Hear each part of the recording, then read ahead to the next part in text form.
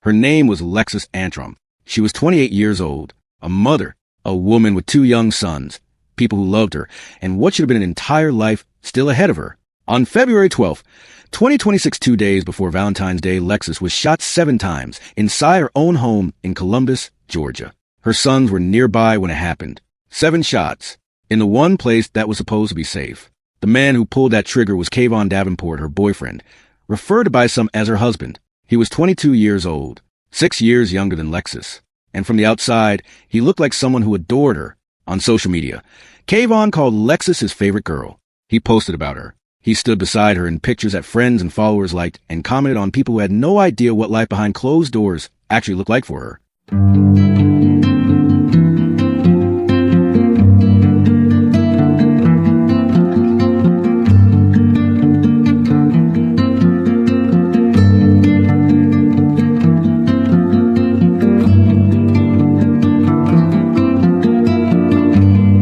But the people who were truly close to Lexis, her family, her co-workers, they had seen a different side of that relationship. They had felt the tension. They had noticed the warning signs that were building long before February 12th. And looking back now, those signs are impossible to dismiss. What makes this story hit even harder is the history behind it. Lexis's own mother had already lived through this kind of loss. Years before Lexis was killed, domestic violence had taken someone from her family too.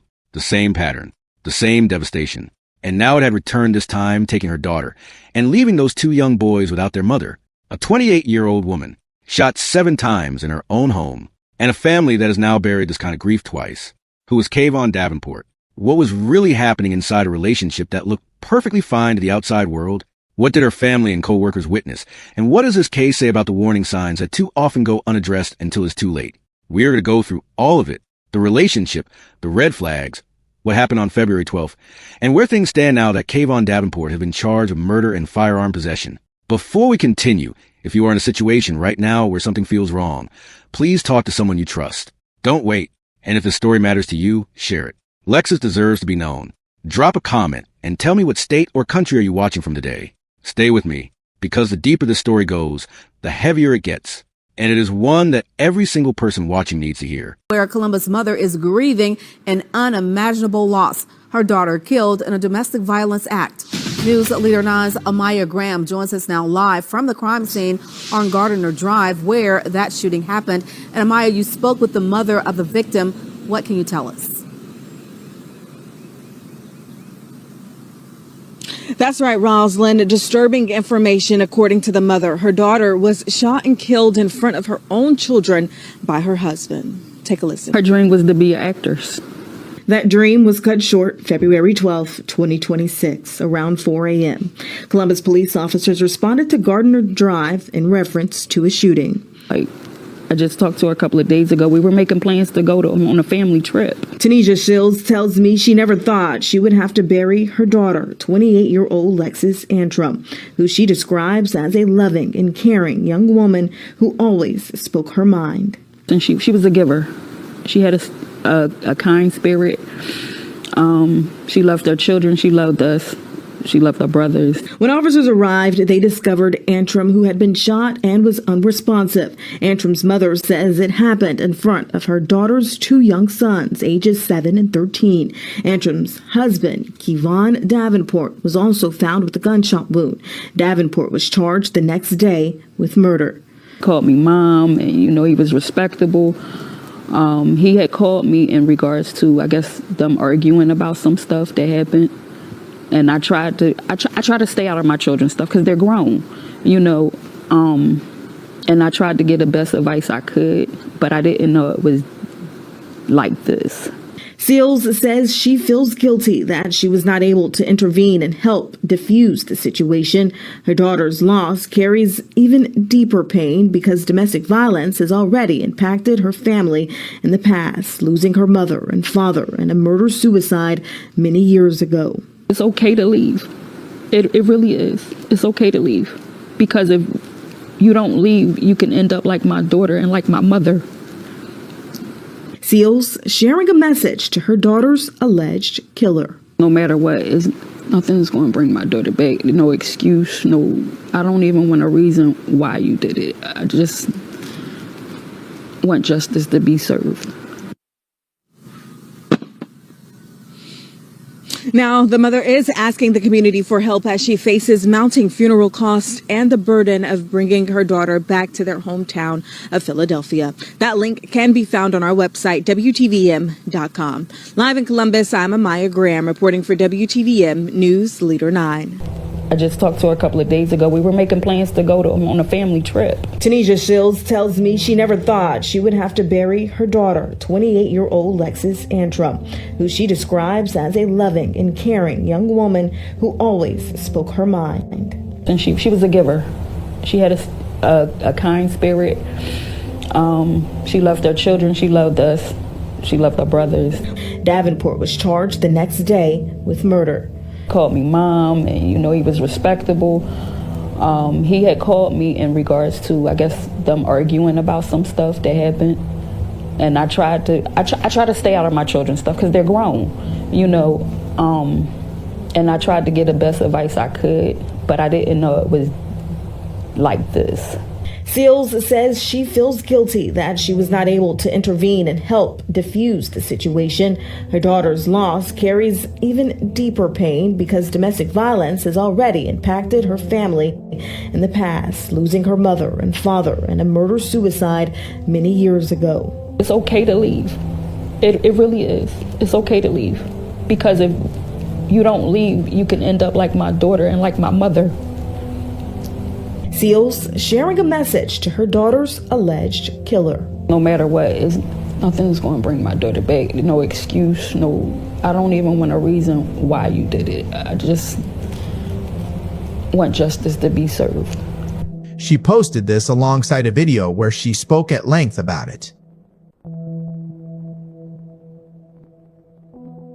I have a lot on my mind. I have a lot on my plate. So excuse the way I look. I have been reaching out to so many people. I have been reaching out to a lot of bloggers, a lot of social media people, the news, and I have yet to get a response back from anyone, so for a few on Instagram. One of the reasons why I have been reaching out, as everybody is aware of, that my daughter Alexis, my only daughter, was murdered last Thursday. It's crazy because just last month, January 16th actually, to be exact, made 27 years that my mother was murdered.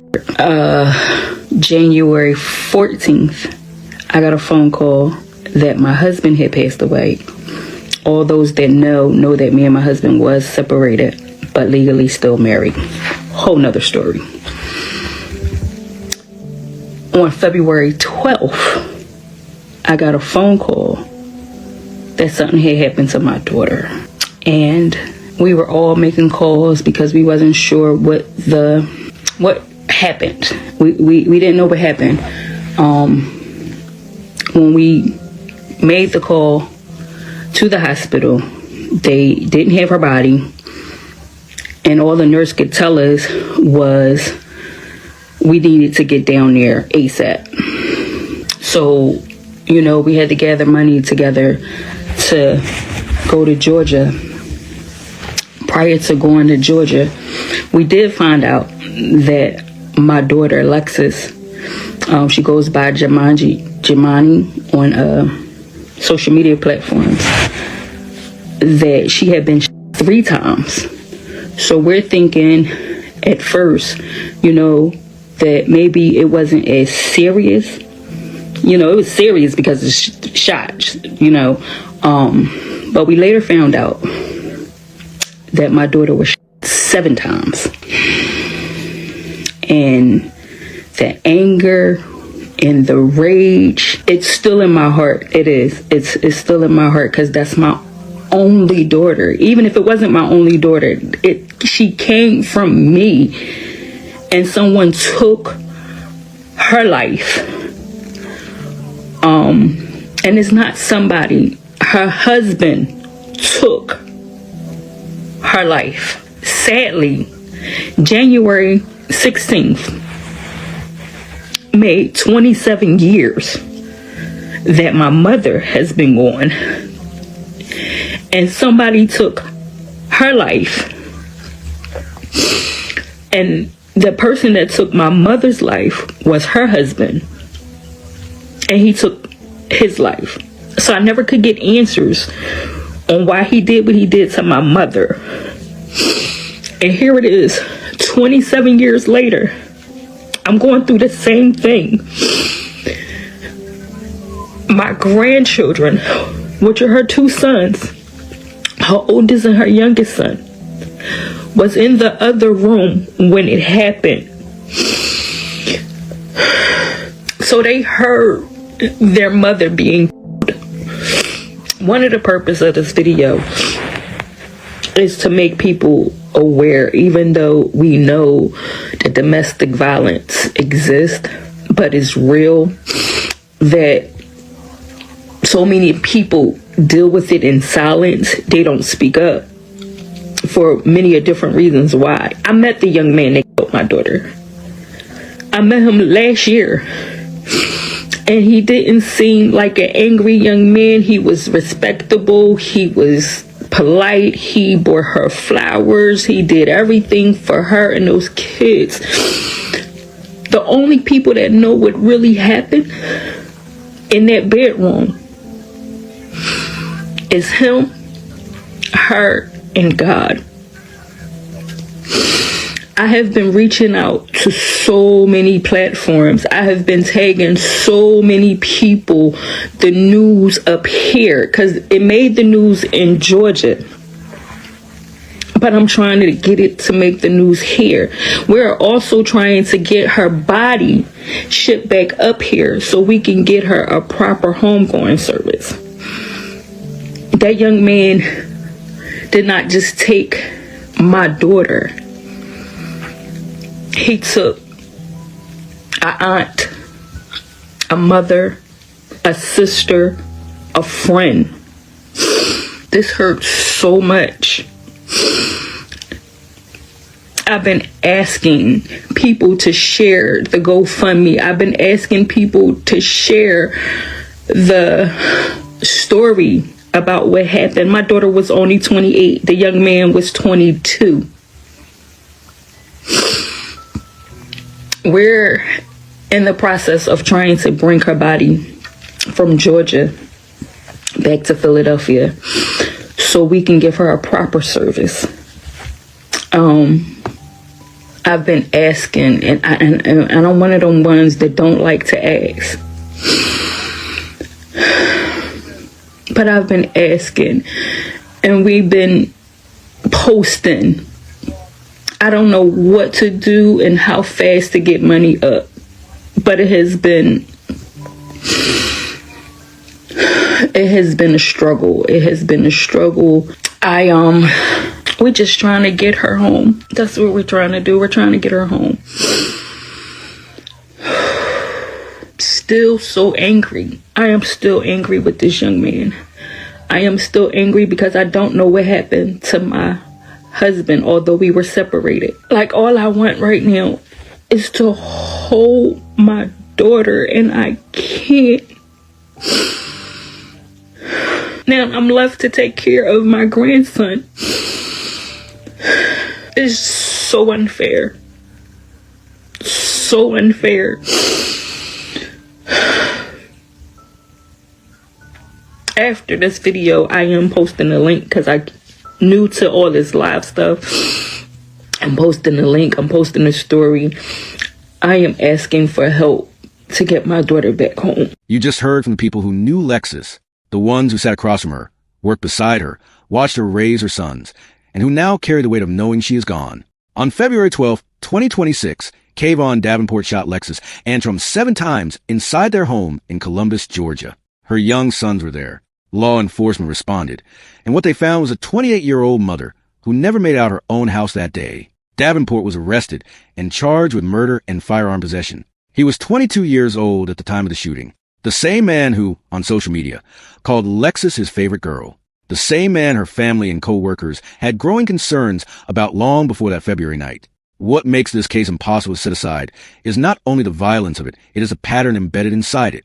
Lexus's own mother had already experienced this kind of loss before her daughter was even gone. Domestic violence had already reached into this family once. And despite everything that history carried, it came back. It claimed Lexus. And now her sons are being raised inside the shadow of a cycle that should have ended long before it ever reached them. I want to ask you something directly. Have you ever watched someone close to you stay in a relationship where something felt deeply wrong? Leave your thoughts in the comments. You never know who is reading them today and who might need to hear exactly what you have to say. Cases like this one demand a conversation that goes beyond the crime itself, beyond the arrest, beyond the charges, beyond what happened on a single night in February. They ask us to look at what was already in motion, the warning signs that were visible to people around Lexus before the worst happened, and to question why those signs so rarely lead to intervention in time. Lexus Antrim was a mother, a daughter, someone's co-worker, someone who was loved. She was 28 years old, and she had every reason to still be alive right now. She is not here, and her sons are growing up without her. Kayvon Davenport faces a murder charge. The legal process will run its course. But no courtroom, no verdict, and no sentence gives those children their mother back. What the story asks of every person watching is straightforward. Take the warning sign seriously. In your own life and in the lives of the people around you. The tension that those close to Lexus noticed in her relationship did not appear on February 12th. It was already there. It went unaddressed. And Lexus paid for that with her life. We owe it to her and to every person still living inside a dangerous situation right now to pay attention, to speak up, to not look away simply because things appear fine on the surface. If this story stayed with you, share it. Put it in front of someone who needs to see it. Hit that like button so this reaches further. Subscribe to True Crime Tower so you never miss a case like this one. And leave a comment below. What do you believe has to change so that families like Lexus's stop carrying the same grief from one generation to the next? Lexus Antrim, 28 years old, Columbus, Georgia, February 12th, 2026. Say her name and don't look away. Hey, Facebook family. So I wanted to reach out. My little cousin Lexus was murdered by domestic violence yesterday. Just an autopilot, family trying to like make sense of it. She lived in Georgia, and now my cousin, her mother, who also lost her mother through domestic violence, is trying to not only bury but transport her daughter's body back from Georgia, where she thought she was safe, and get her body back to Philadelphia, and also get her sons back to Philadelphia as well. We're just trying to make sense while trying to map out the expenses of everything. So if anybody knows of any links of any services, programs that would help with this type of situation of domestic violence, please drop it at the end of the video. I'll also reshare the GoFundMe account. No amount is too small, and anything can help. You don't have to know my cousin to know of Alexis, if you know what I mean. No woman deserves this. No family deserves to go through this. Just please, if you could help or know of any organizations, please drop it in the video. Or if, like I said, if you know anybody that could help with the type of services that we need, please drop the link. And also, if, like I said, if you could donate anything, would be much appreciated. Thank you guys. Be blessed and keep our family in your prayers, our mother, her kids, our brothers, during this time of trying to make sense of everything.